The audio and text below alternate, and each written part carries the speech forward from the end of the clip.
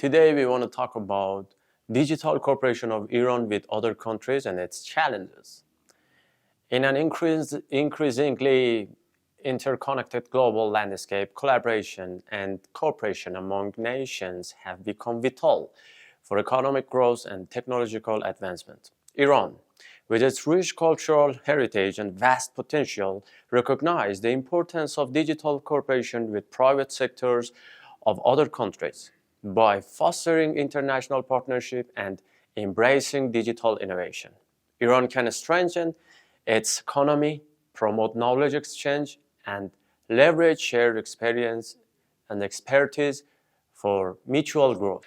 Now, we can talk about the state of the private sector in Iran. How is it in Iran? What are the challenges and what can we do about it? With a thriving private sector that encompasses various industries such as technology, e-commerce, and telecommunications, Iran has witnessed significant progress in recent years. However, realizing the full potential of its digital economy requires forging alliances with private sectors abroad. Such collaborations offer numerous opportunities to harness cross-border talent, explore new markets, and benefit from the advancements made by others in the digital realm. Now we can talk about the private sector in other countries of the Middle East. The Middle East's digital private sectors are experiencing significant growth and transformation.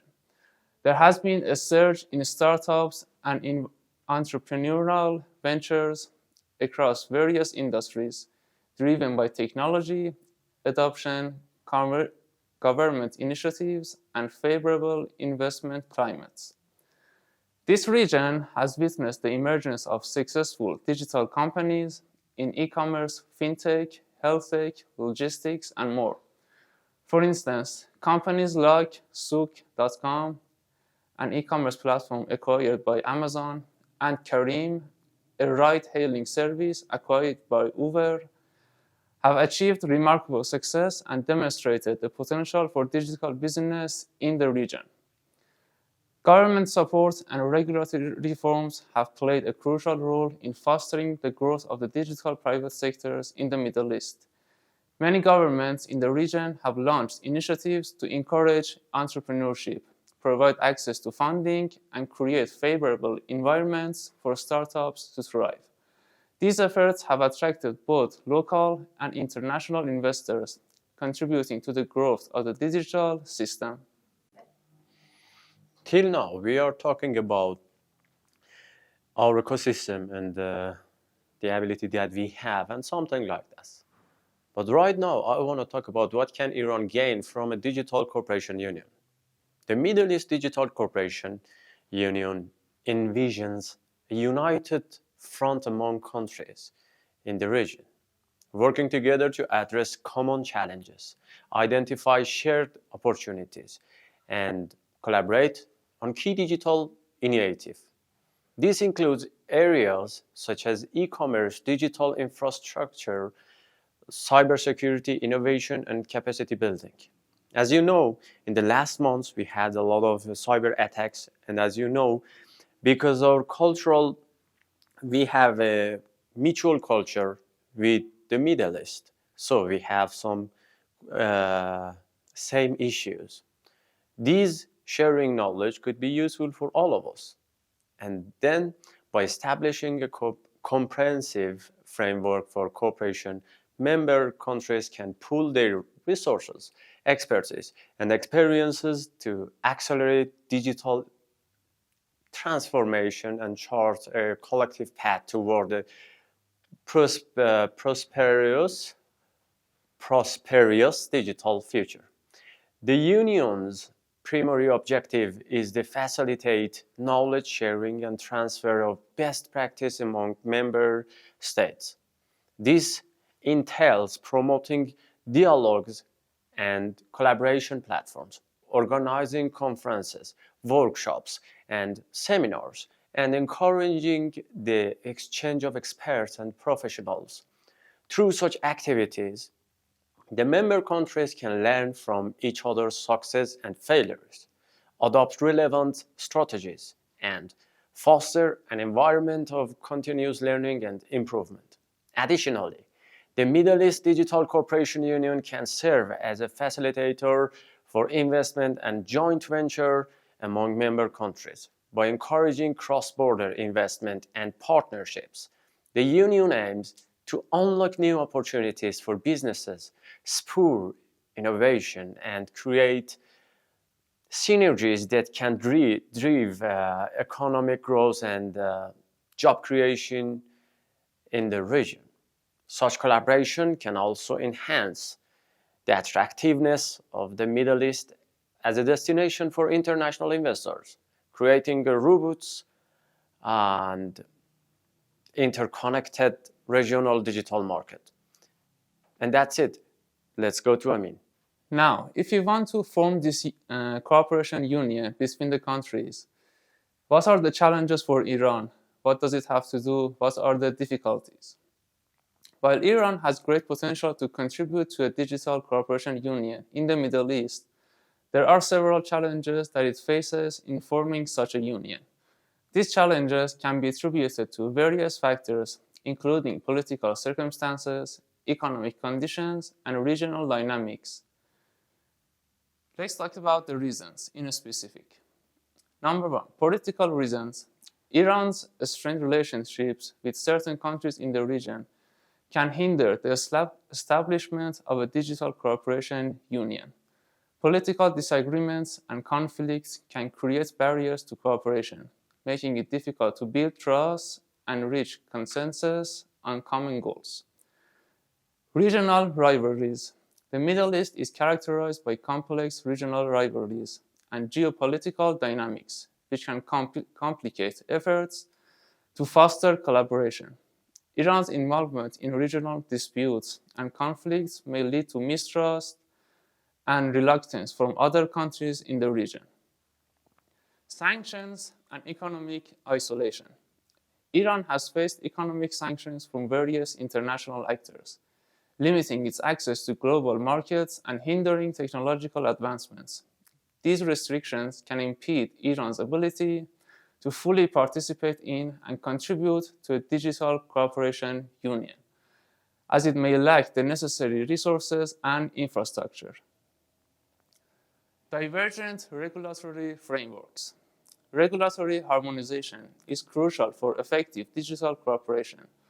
However, differences in regulatory frameworks and approaches to internet governance among Middle Eastern countries can present obstacles to seamless cooperation.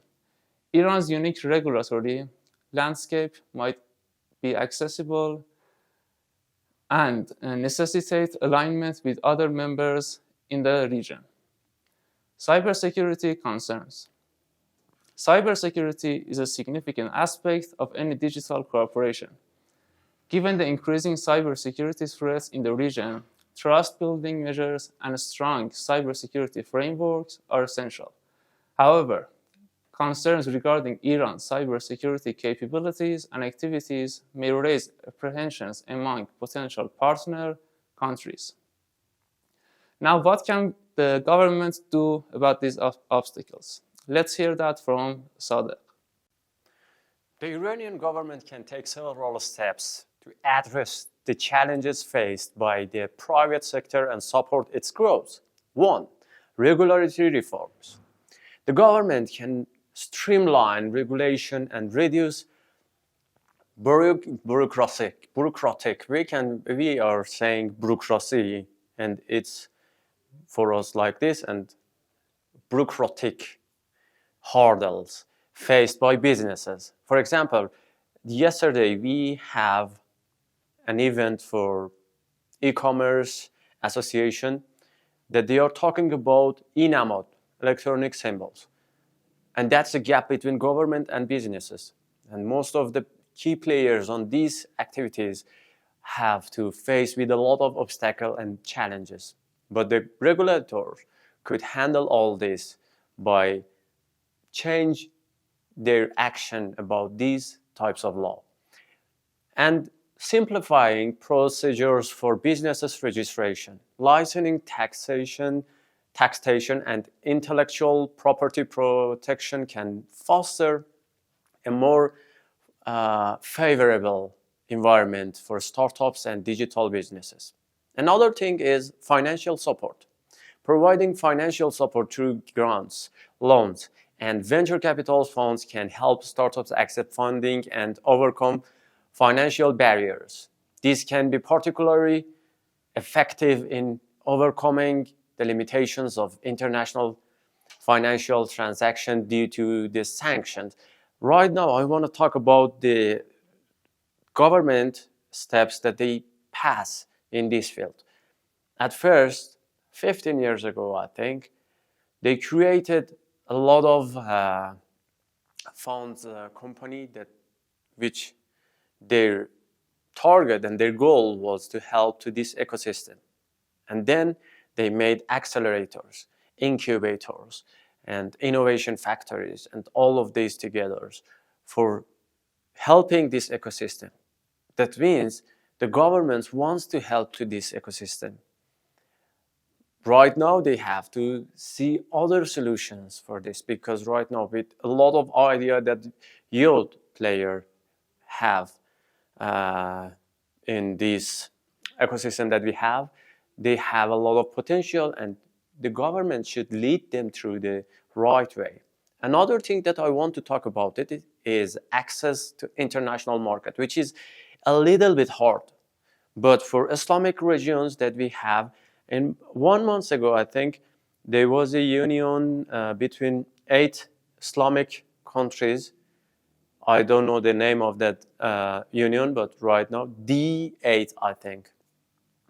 They start this phase and access to international markets. The government can work on expanding trade relations and establishing partnership with other countries to facilitate easier access to international markets for Iranian businesses. Negotiating economic agreement and easing trade restriction can open up new opportunities for the private sector. Another thing is education and training.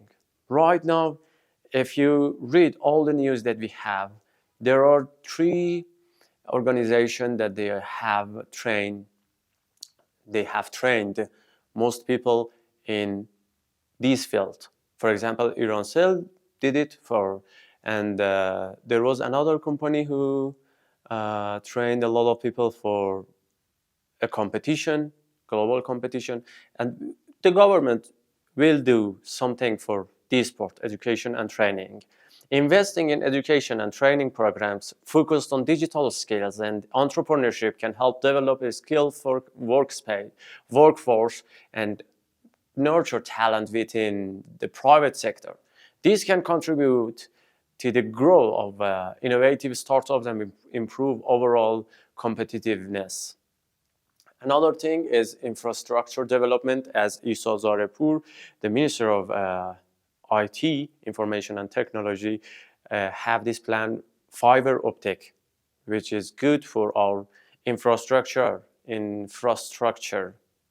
I cannot say this word, I don't know why, infrastructure development.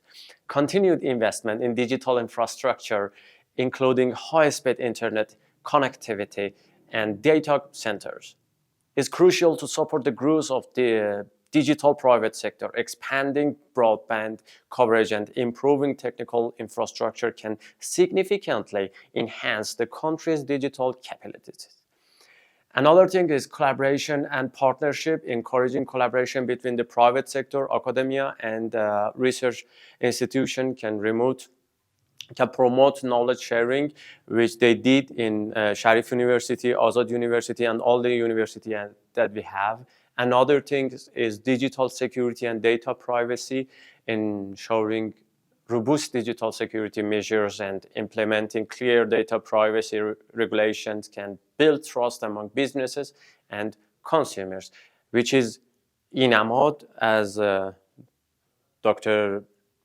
Kolah Duzan said, created for this digital security and data privacy.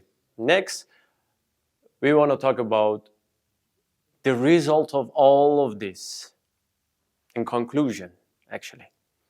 While Iran faces challenges in forming a digital cooperation union with the Middle East, it's important to recognize that these obstacles can be overcome. Political tensions, regional rivalries, economic sanctions, divergence regularity framework, and cybersecurity concern contribute to the difficulties faced. However, by promoting open collaborations, addressing security and regularity apprehension, and emphasize. What can I say about emphasis? There is another word that I can use, but I don't remember it. And emphasizing, I'm dying to say that, the advantage of the unified digital front. Iran can work towards fostering a stronger partnership and contributing effectively to regional digital integration efforts. A commitment to patience, understanding, and proactive engagement will be essential in navigating these challenges and realizing the potential for a collaborative digital future in Middle East. If I want to say these all titles are the full reasons for the titles that we are talking about, it's not true. There is a lot of things that we have to talk about them. And we will invite a lot of people in front of our camera to speak about this. So be with us and don't forget to subscribe us. Thank you.